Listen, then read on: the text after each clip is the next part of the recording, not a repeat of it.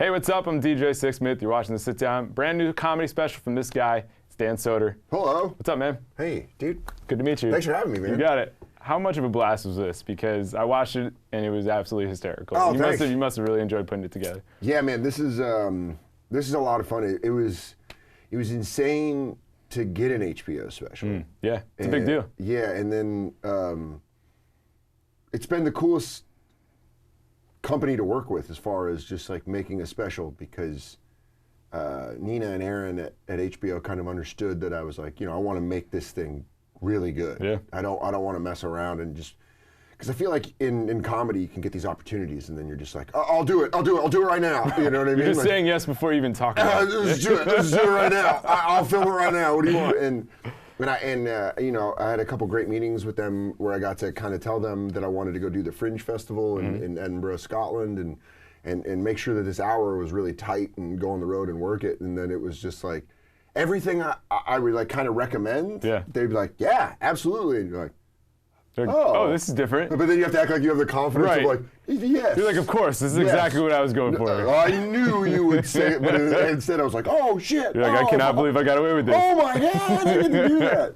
And filming at the Bowery Ballroom and working with Rotten Science, who's the production company, was just like everything, every kind of little tiny thing that I wanted it to be darker. I wanted it to be like more of an old school 80s, 90s special, as opposed to, I think there's a lot of comedy specials out there that are very brightly lit right now. Yeah. And it's like, I don't think comedy does well in hospital room lighting. No, that's a good way to put it. It's always been dark, it's been raw, it's been dirty. And I kind of wanted it a little grainy, a little more of a film feel, to it. And Chris Storer, who directed, did a wonderful job of just being like, all right, well, here's how we're going to set up everything. And the way they made the Bowery Ballroom look, it's like, it's the Bowery Ballroom, but you're not distracted by the Bowery Ballroom during the set. Right. And so I just hope people dig it, man. I think they will. Yeah. Who were some of the people from the 80s and the 90s that you're like, these people had great specials? I grew up kind of like the first generation of cable. I think I'm the first cable generation of kids. I was born in '83.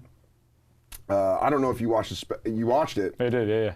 That intro is from the opening 1983. animation. Is it really? Yeah, that's from and that's the old school. And if you watch the special, you'll see what I'm talking about. But that was another thing that I asked HBO for, because that's really cool.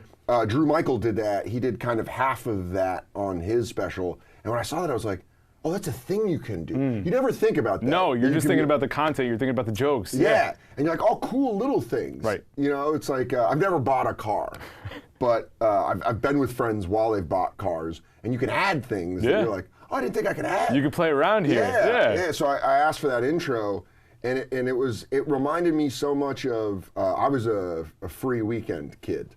We didn't have HBO. Right. But then when when they do those packages where all the movie channels were free for you're the hitting weekend, up everything that weekend. you go get those Kodak VHSs, pop it in, hit record, and you're good to go. Yeah, and then you have I remember my mom writing on the side label of like what the movies were. And Karate Kid was one of them that had that special feature presentation. And it just reminds me of that. And then it was through those weekends, I got really into like HBO specials. I remember watching Dana Carvey's Critics' Choice in 1994. And then it was just, HBO was kind of like, if there was a special on, I knew it was special. Right. Chris Rock's Bring the Bigger and Blacker. Bring the Pain was great, but for me, Bigger and Blacker was the one that like, man, I love stand-up. Why was that? What was the difference between the two for you?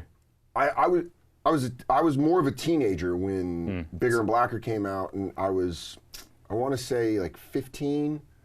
It was 14 or 15, and Columbine just happened, and I'm from Colorado, and he opens with that Columbine joke, and I was just like, oh, we're going there. Oh man, it was so funny. Yeah. And I just remember thinking how funny it was, and then Dave Chappelle's Killing Him Softly.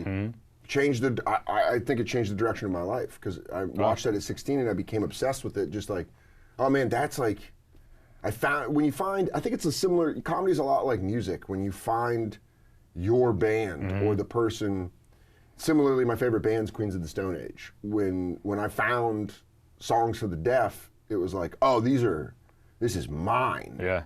And Chappelle, when I watched Killing Him Softly, I was like, this is my guy. He gets it. He understands what I'm thinking. Because I had seen his HBO One Night Stands, and his and Patton Oswalt's were my favorite. And I used to, you couldn't just go online and look stuff up. No, we didn't have YouTube at that point. Yeah, you couldn't find it. No, you were waiting for that special. Yeah, there was no on demand. Right. You just kind of like hoped it was on. Yeah.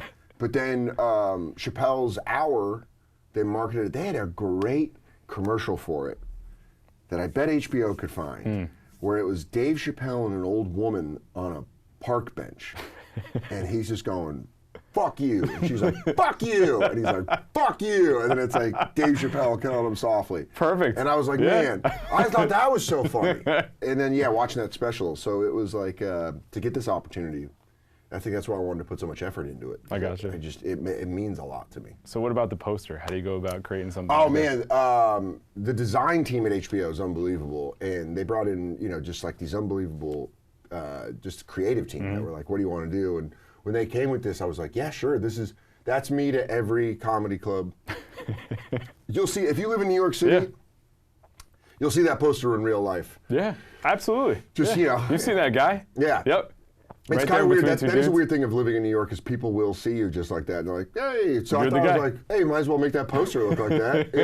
You're the everyman on the subway. It's like, oh, by the way, I have my own special. Yeah, but they were kind of like, we need a poster for the subway. And I was kind of like, well, Why that not me seems- on and the subway? They sent that, and I was like, well, that's perfect. You're like, that's me. Let's just do it. Yeah, that's the way I go to most of my shows. I like it. Yeah. So you mentioned the fact that you didn't even realize you could do some of these things with your special. You didn't even realize you could have this much control. Yeah. When did you get to this point when you're like, oh, I can call some of these shots? Because you have a bunch of friends who've done specials before. Sure. You have friends that are executive producing this special with you as well. Yeah. When did you realize oh, I'm a power broker now. I can make some moves here. I still don't feel that way. No? I still feel very much like an employee. And You're still that young comic who feels like he's coming up. I don't really.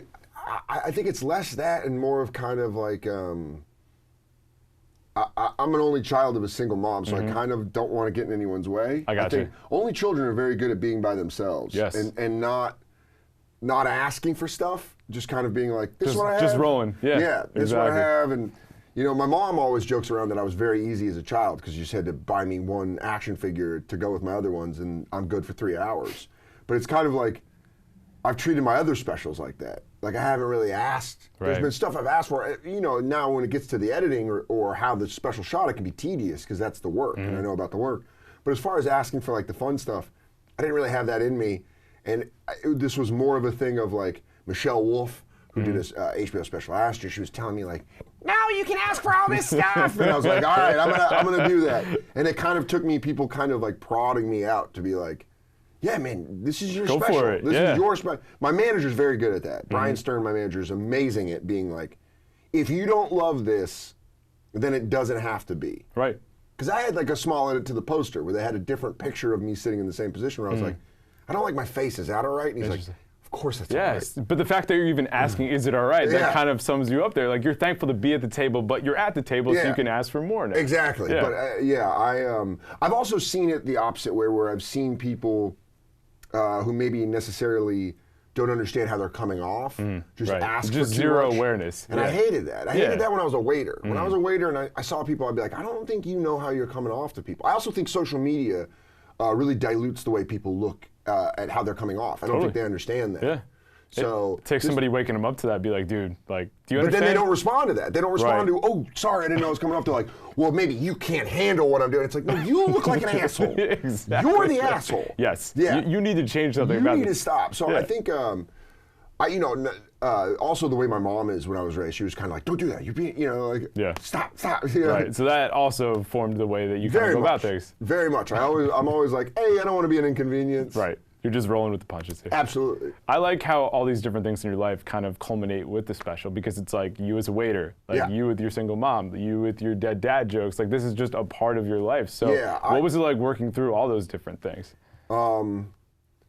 Comedy is very rewarding. The actual work is very rewarding when you get a joke to work. Yeah. Because you can keep working on a joke and it just won't go and it won't go, but you'll be like, this is funny, and other comedians will be like, that's really funny. but you can't. The audiences will be like, ugh. You never know what you're going to get with the audience. I have a joke about, in the special, I have a joke about, I love my grandmother so much that I have jokes about murdering her because it helps deal with the fact that she's old Right. and I'm going to lose her. Right. I was doing that joke in St. Louis, at the Helium in St. Louis. In the front row is very close, very, very close to the stage. And there was a elderly woman and her daughter in the front row. And I have a line where I said, I think it's weird if you don't think about killing your older family members. And I just heard the old woman lean to her daughter and she just goes, I don't like this. And then it's like, as a comic, you're spinning because you want everyone to enjoy it, but it was fun to get those jokes to work. It was fun to get the dead dad jokes to work. It was fun to get like kind of the darker material that I don't think people would necessarily on paper agree with, just to get them to laugh at that stuff. Because I'm not a dark comic at all, but I'm a personal comic. Absolutely. And I think I went through some stuff, and I think it's that the best way that it's helped me has been by laughing about it. Yeah, and just to continue to talk about it because other people have gone through the same thing. Man, that's what I really notice is I notice like after shows, people with dead parents will come up to me and be like, dude, I love those jokes. I love those jokes. I laugh about it all the time. And you're like, yeah, that's why I'm doing it, you know? Absolutely. I'm doing it because it's like you're not alone. If you've lost someone recently, joke around about it. Yeah. Joke around about it, and it's like, you know, I was single building the hour, but now I have a girlfriend, and my girlfriend, we were watching 60 Minutes, and she was like, I was about to make a joke, but it's too dark. I was like, no, make that joke. And she made it, and then for like 10 minutes, we were just making each other laugh, like tagging it up. And it's like, yeah, that's what, people are getting offended by humor for the wrong reasons. They're getting offended for other people. Because most of the time, the group of people that you're talking about in that joke find that funny. Right. It's the other people. It's the third parties that are like, nah, I don't think you should say that. It's like, well, let those people tell me I shouldn't say it. Sure. And if those people tell me I shouldn't say it, then we have the conversation of, maybe I should pull that back a little. But it's, you know, there's a lot of third parties speaking for people that are kind of mucking up the process. And it's the one arena where we can push boundaries and push limits. You go all the way back in the history of comedy. Look at Chappelle's new special. Look at Bill Burr's new special. Look at Michelle Wolf's special that's coming out. There's a lot of great comedy. There's never been a better time for comedy than right now. Yeah. Just the variety you have, who you can watch and who you can like is so, there's such a large field that you shouldn't be offended by jokes. Right. Because if you don't like a joke, turn it off. Right, you go to the other person. Yeah. Go to the next person. Exactly. We have it on demand. Yeah, there's someone out there for you. I promise you there's someone out there for you. What have been some of the craziest shows that you've done along the way? Like when you think about this journey, because there's a lot of different shows, a lot of different years. I think one of the most flattering things about doing this special was I've done specials before, but never in New York City. And it really warmed my heart to see how many comedians came out, how many comics were just there to watch, to hang, just that kind of stuff. And I heard it from a couple different comics, including Nate Bargatze, but just said, man, like, this is the fun show. Don't have any pressure on this show. The special taping is the good audience with the good lighting, and you're in a good place. This is what you've been working for. Yeah, the bad shows, you've done those. Yep. And there's just so many. There's just so many of performing in empty bars in Connecticut or like hotel banquet rooms in like West Virginia and just bombing. Just not. That sounds awful. Yeah, it's rough. awful. It sucks. But I love it. And I think it's good to go through. I think something that a lot of people miss in these days, especially in the like Insta world of like instant delivery, instant food, instant satisfaction, is that's not where the satisfaction actually comes out. It's putting in the work, and it's failing. It's failing a lot, and then you learn kind of how to get better. And you need to fail. It's a good thing. But in this generation, there isn't the focus on failure as much anymore. I hate to sound like a stick in the mud, but everyone getting a trophy really kind of ruins that. You should really, really feel embarrassed when you lose, and you should feel bad when you fail. Because there was only one group of people growing up that were getting trophies. Yeah, first place, and then you got the runner-up trophy. Fine. Also, man, but like fifth place, like come on, what are we doing? Everyone forgets, man. All the people that got all those first place trophies in high school, most of the time, that's it for them. They're done. That is their peak. They're done. Go look at them now. Yeah. The people that did okay, the people that failed, that's when you thrive in your 20s, your 30s, your 40s. Yes. You learn. Yes. Dude, you learn. It's like, it's always mind-blowing to me when people are like, I don't want to fail. And you're like, you have to. Yeah. That's the best. And by the way, now that I'm doing new jokes and I'm trying to build a new hour after this, it's like, oh yeah, I got a whole bunch of failure coming, and I like it. And if you can learn how to deal with that, then I think it's a great process. Yeah, totally. What's it like for your friends and people in your life who know you as a comic but see you doing the acting thing and being on Billions and being in that whole world? I think they find it funny how much I love comedy and how much I've put into comedy. That now there was this great opportunity to be on Billions. And now there's a lot of people that have no clue I do comedy. Yeah, so you totally. get a lot of finance bros that are just like, so what, Mafita's stand-up? And you're like, yeah, no way, sick, man. That's all I've done. That's literally been my whole career. That's my whole life. Yeah. And then they're like, wait, bro, you're trying to tell me you do stand-up? And it's like, I don't think you're going to like it. So let's just... Again, why don't you click off and go to somebody else? Go watch something that, more you're like... But then there are people that enjoy both. Yeah. And there's like, I do the Bonfire on Comedy Central Radio and Sirius XM. And those are like, those are my people. That's those your core are the audience people, right there. Yeah, those are the people that know me. Those are the people that know Jay and I because they listen to Jay and I, in our friendship 8 hours a week. Right. And so it's fun when they kind of see both. And it's fun when they kind of know that there's those finance bros out there. So when you're at it, when you do live, when I'm on the road and I see someone in a fleece vest, and then I see someone in a Wawa hoodie. I'm like, all right, well, these are my people. Yeah, I talk to the Wawa hoodie because I know they know me. Right. And it's kind of like, I want fleece vests to come with me, but I don't need you. I got you. It's a weird thing. It's like kind of a weird thing where you're like, Billions is the coolest job I've ever had in my life. It's the coolest job. It's just like the way it's ran, the cast, the crew. Everyone is so cool and so awesome. Bonfire is the most fun I've ever had at a job. That to call it a job is a slap in the face because it's like, it's just fun. You're just hanging with your friend for 8 hours a week. It's the best, man. Yeah. It's literally why I got in trouble in high school and college and all my jobs before this. I now get paid to do at Sirius. That's so true. It's like, this is great. What were the other jobs along the way besides being a waiter? Oh man, busboy. I was a busser first. You gotta work your way up, corporate ladder, right? Delivering pizzas, working concert security, and that was all in high school. And then in college, I got lucky and I worked at a radio station and I was doing overnights, and that was like the first job I had that was actually fun. Yeah. But then to save money to move to New York, I unloaded trucks at Bed Bath & Beyond. Oh wow! And then I did like a run of jobs at Bed Bath & Beyond, and I was like, man. That sucks. Unloading trucks was my favorite part because it was very just like pull, cut, right? Clean and easy. Yeah. It was great. In the store itself, dealing with so much BS. I hated it. I would always. You had to wear your name tag and you had to say hello to guests whenever the shoppers, whatever, customers. But if you saw them, you had to be like, "Hi, can I help you?" Oh man. And I don't have that. You're not feeling that. I don't have that at all. Especially when you're just like, I don't want to be here. I don't want to be here. I'd take naps. I'd be so hungover. Because I would work Friday mornings at 8 a.m. and Thursday nights. This was in Tucson, Arizona, and Thursday nights at Laughs Comedy Club was the open mic.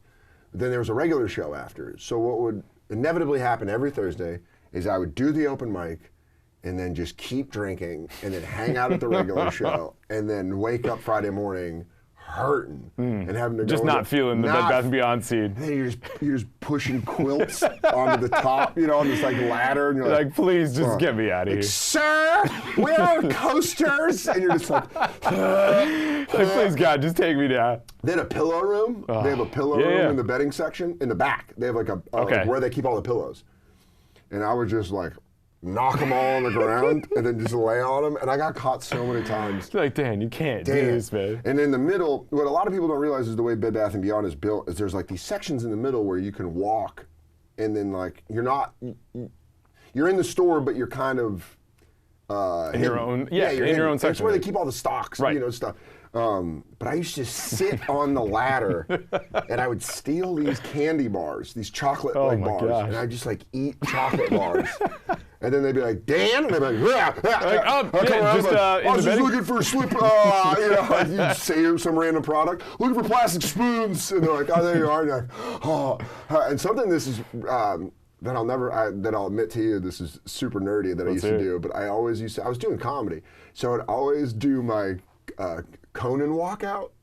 Because I always wanted to be on Conan and do comedy. You were practicing the Conan walkout? In the middle of Bed Bath & Beyond, I'd go out of the corner and go, Dan Soder, and come out and like, hey! I'd practice that. People don't realize you do that. But yeah, that was like a thing where I was daydreaming. I was just like hungover doing open mics. You know, I was working at the club and doing other gigs in the Southwest. But yeah, that Bed Bath & Beyond job. And then you did Conan. Yeah, it paid off. I did Conan twice, and I was like, man, this is nuts. I didn't nail my walkout. It was actually better than the story. Yeah, Bed Bath & Beyond, I was way better. Well, we get all these stories. We get drug use, we get sex life, we get dead dad jokes, we get a little Lil Wayne, which I certainly appreciated that one. I'm wondering, there's a couple people that I'm interested to see if they see this special. Or if they see, you know, there's a Lil Wayne reference. Yep. There's a Jimmy Buffett reference, and there's a Hulk Hogan reference.